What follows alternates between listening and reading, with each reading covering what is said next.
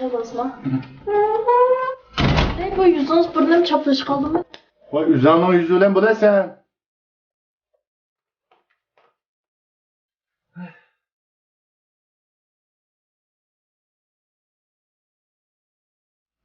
Vaqt qoldingmi bolam? Ha dada.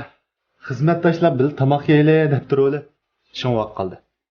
Ayolingni tomoq yetkazib qo'yib, sirt yedim degina. Voy yo'q dada. Men xizmat tashlab bil tomoq yeyle deb turuvag'ashqa faqat rad qilolmadi. Bundan keyin sirt tomoq yeb qolsang, avval ayolingni telefon deb qo'y. Shuni qarab tayyorlik qilsin. Ha ma'qul dada.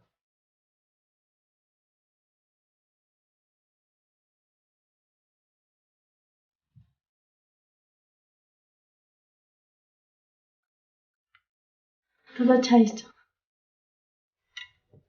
Ha çay. Qo'yib qo'y.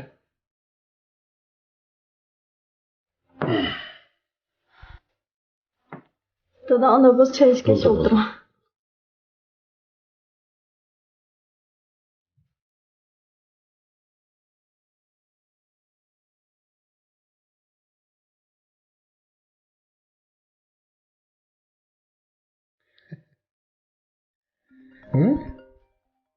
Bu dadam hozir o'tdi. Telefon urib yuradi ma. O dada? Bolam pastga tusharsan deydigan gap bor. Ha ma'qul.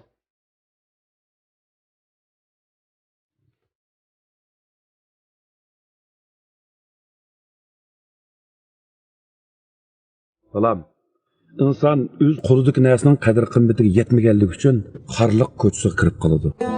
Sana nisb bo'lgani eng yaxshisi. Ayolingning hurmatini qil, izzat topsa. Yaxshi o'tib ketinglar bolam. Dada, tuyuqsiz bu gaplarni deb qolding-ku. Bolam, dadaning ulug'lig'ining närligini bilamsan. Dada o'z farzandining bosgan ham bosmoqchi bo'lgan qadamlaridan tortib, yuragi bilan his qilib turdi. Yuzga tushgan dog' sepkinni yo'qotish mumkin, ammo qalbga dog' tushsa, uni yo'qotish mumkin emas.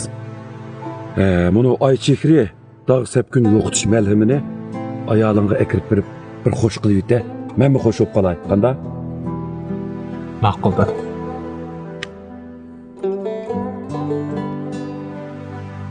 Dada? Nega borasan? Men anamning beshiga kirib yo'qlab kelay bolam.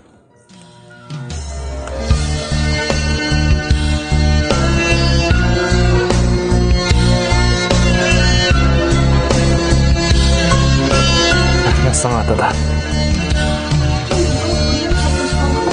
Vay üzerine yüzüyle bu da sen.